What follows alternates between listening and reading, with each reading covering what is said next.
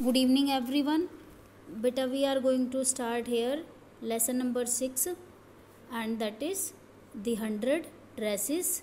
It is part 2, and in part 5, in lesson number 5, part 1, we had studied about Wanda Petronsky, and we know that she was a Polish girl, and she was always teased by her classmates because she belonged to a poor family, and she also used to wear faded blue dress, and every day she used to come in the same blue dress, but she always boasted of having 100 dresses in her wardrobe.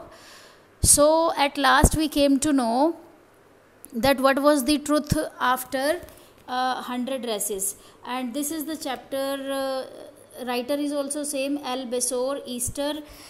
At the last of the lesson we came to know that there was a competition, and in that competition only one girl was the winner, and that girl was Wanda Petronsky, because her drawings of 100 dresses was amazing. And we also come to know that the dresses which she used to boast about were only the paintings.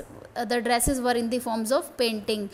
उसकी सारी dresses क्या थी, वो जिस dresses के बारे में बात किया करती थी वो ड्रेसेस एक्चुअल में नहीं थी, और वो ड्रेसेस मीन्स वो पेंटिंग्स के बारे में बात करती थी. तो लास्ट में हमने पढ़ा था कि बच्चे जो है एग्जीबिशन वाला डे था, और सभी बच्चे रूम के अंदर एक सर्कलिंग मोशन में घूम रहे हैं, क्योंकि वो सारे बच्चे जो थे वो सारे बच्चे क्या कर रहे थे, उस एग्जीबिशन को देख रहे थे जो एग्जीबिशन लगी हुई है, क्योंकि हर बच्चे ने एक या दो ड्राइंग सबमिट कर रखी थी, और सिर्फ वेंडा पेट्रोन्स्की ऐसी बच्ची थी जिसने 100 पेंटिंग सबमिट करा रखी थी, क्योंकि उसने वो ही 100 ड्रेसेस सबमिट करा रखी थी जिनके बारे में वो बात किया करती थी कि उसके पास हर एक कलर की और हर एक वैरायटी की ड्रेस है. तो अब ये देखिए, look at the first line. While the class was circling the room, the monitor from the principal's office brought Miss Mason a note. तो इसमें क्या बताया गया है कि जब क्लास रूम में सर्कल मतलब कि when the class was taking a round, आपको यहाँ पे ये जो मीनिंग्स है विजिबल होंगे, तो meanings you can write from here. जब क्लास रूम के अंदर सर्कल ले रही थी, घूम के देख रही थी एग्जीबिशन को, तो सडनली क्या होता है, मॉनिटर आता है प्रिंसिपल ऑफिस से, और मॉनिटर के हाथ में क्या होता है, एक नोट होता है, एक नोटिस होता है. तो वो नोटिस किसके लिए था, मिस मैसन के लिए था. उस नोटिस में क्या लिखा हुआ था आगे देखेंगे. Miss Mason read it several times and studied it thoughtfully for a while. Miss Mason ने इस नोट को कई बार, several times, many times she read it, मतलब उसमें कुछ ऐसा अनयूजुअल था जिस पर Miss Mason also could not believe, जिस पर मिस मैसन को भी विश्वास नहीं हो रहा था. तो इसलिए उसने उसको कई बार पढ़ा, एंड स्टडीड इट थॉटफुली, और उसने उसको बहुत थॉटफुली, ऐसा कुछ नोट था कि वो पढ़ रही थी और उस पर विचार किए जा रही थी. And then she clapped her hands, और फिर मिस मैसन ने अपने हाथों से क्या किया, क्लैप किया. और क्लैप करने का मतलब है ताली बजाई. ताली बजाई किस लिए, क्योंकि वो जो है एक अटेंशन क्रिएट करना चाहती है बच्चों का, जो बच्चे क्लास में सर्कल बना के एग्जीबिशन देख रहे हैं. तो क्या कहती है Miss Mason, attention class, everyone back to their seat. वो सभी को अपनी अपनी सीट पर बैठने को कहती है. When the shuffling of feet had stopped, क्योंकि जो शफलिंग हो रखी थी पैरों की, वो एकदम से फिर बच्चे जब क्लास में घूमकर सर्कल बना के देख रहे थे, तो फीट की शफलिंग थी, और शफलिंग एकदम से फिर रुक गई. And the letter and the room was still and quiet, और जैसे ही बच्चों ने घूमना बंद किया, शांत हो गई बिल्कुल क्लास. तब मिस मैसन ने कहा, I have a letter from Wenda's father.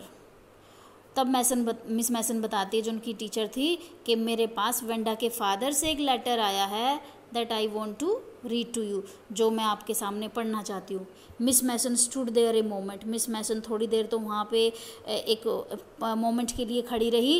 And silence in the room grew tense and expectant, और कमरे के अंदर जो खामोशी थी वो कैसी थी, सारे के सारे बच्चे टेंस, थोड़ा सा तनाव में आ गए, थोड़ा सा वो सीरियस हो गए, एंड एक्सपेक्टेंट और होपफुल भी हो गए। क्यों? क्योंकि उनको ये लग रहा था कि ऐसी कौन सी बात है कि हमारा जो हम एग्जीबिशन देख रहे थे उसको बीच में रुकवा के हमारी टीचर ने हमसे कुछ बोलना चाहा है, और ऐसा कौन सा नोट मिस मैसन के हाथ में आया है। The teacher adjusted her glasses slowly and deliberately, Miss Mason ने क्या किया, अपने जो ग्लासेस हैं वो एडजस्ट किए, और एडजस्ट मतलब कि हम एक एक्सप्रेशन होता है फेस का कि उसको ऊपर नीचे के ग्लासेस अपने चश्मे किए, और जो है डेलिबरेटली क्या है इसमें, नोइंगली, ये उसके फेस का एक्सप्रेशन बताया जा रहा है कि मिस मैसन कैसे बिहेव कर रही थी। Her manner indicated that word was coming, और मिस मैनर का ये चश्मे आगे पीछे करना और उनका चुपचाप खड़े होके क्वाइटनेस को देखना, ये सब क्या इंडिकेट कर रहा था कि the letter from Wenda's father was a matter of great importance, के जो उनके हाथ में लेटर था वो लेटर कैसा था, बहुत ही इंपॉर्टेंट लेटर था। Everybody listen closely as Miss Mason read the brief note, और सब बच्चे भी उसको सुनने में क्यूरियस थे क्योंकि उस नोट में वाकई कुछ सीरियस था, सभी ऐसा सोच रहे थे।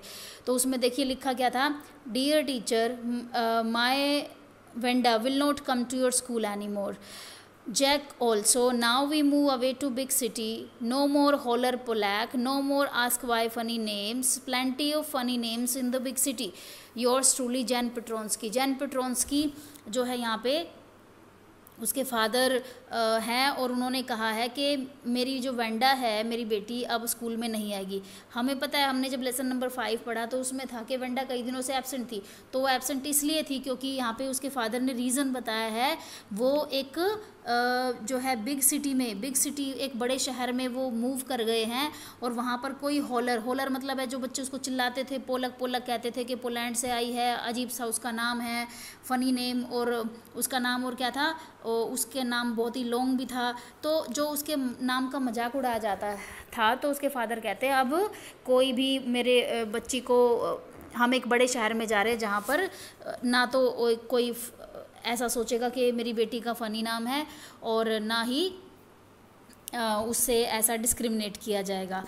तो जब पढ़ती है मिस मैसन ये letter, a deep silence met the reading of this letter, तो पूरी क्लास खामोश हो जाती है। Miss Mason took off her glasses, Miss Mason भी डीपली जो है टच्ड है इस लेटर को पढ़कर, और उसने अपने जो चश्मे पहने थे वो उतारे, ब्लू ऑन देम, उन पर फूंक मारी, and wiped them on her white handkerchief, और फिर जो है अपने वाइट हैंकरचीफ रुमाल निकाला और उससे अपने चश्मे साफ़ किए। Then she put them on, उसके बाद उन्होंने उस चश्मे को फिर से पहना, and looked at the glass, और ग्लास की तरफ देखा। When she spoke her voice was very low, जब वो क्लास को बोलने लगी, एड्रेस करने लगी, तो उसकी आवाज़ बहुत धीमी थी मिस मैसन की। I am sure that none of the boys and girls in room 13 would purposely and deliberately hurt anyone's feelings. Deliberately ये जो वर्ड है ये पहले भी आया है, तो मिस मैसन देखिए यहाँ पे ना इन्वर्टेड कोमास से शुरू है, तो इन्वर्टेड कोमास का मतलब होता है कि ये स्टेटमेंट है मिस मैसन की खुद की। तो मिस मैसन यहाँ पे कहती है कि अब मुझे पूरा यकीन है कि none of the boys and girls, इस क्लास का कोई भी, चाहे बॉय है चाहे गर्ल है, क्लास नंबर 13 का, वुड पर्पसली एंड डेलिबरेटली, कोई भी अब जानबूझकर या पर्पसली किसी की भी फीलिंग को क्या नहीं करेगा, हर्ट नहीं करेगा, क्योंकि हिज और her name happen to be a long and unfamiliar name, और कोई भी किसी भी बच्चे का या बच्ची का मजाक सिर्फ इसलिए बिल्कुल भी नहीं बनाएगा कि उसका नाम बहुत अजीब है। मिस मैसन को पता था कि वेंडा पेट्रोंस्की का नाम अजीब था, इसलिए उसका मजाक बनाया जाता था। तो अब क्योंकि वो स्कूल छोड़ गई है तो सबको ये रियलाइज़ हो रहा है कि उन्होंने वेंडा के साथ जो बिहेवियर किया वो ठीक नहीं था। तो मिस मैसन कहीं ना कहीं बच्चों से ये प्रॉमिस चाहती है कि जो भी उन्होंने किया है वेंडा पेट्रोंस्की के साथ, फ्यूचर में किसी भी बच्चे के साथ वो ऐसा ना करे। और ऐसा करने का वो रीज़न बताती है कि कोई भी अगर स्ट्रेंजर, कोई भी अगर दूसरे जो है कम्युनिटी का बच्चा आता है तो भविष्य में ऐसा कोई बिहेवियर उनके साथ नहीं किया जाना चाहिए।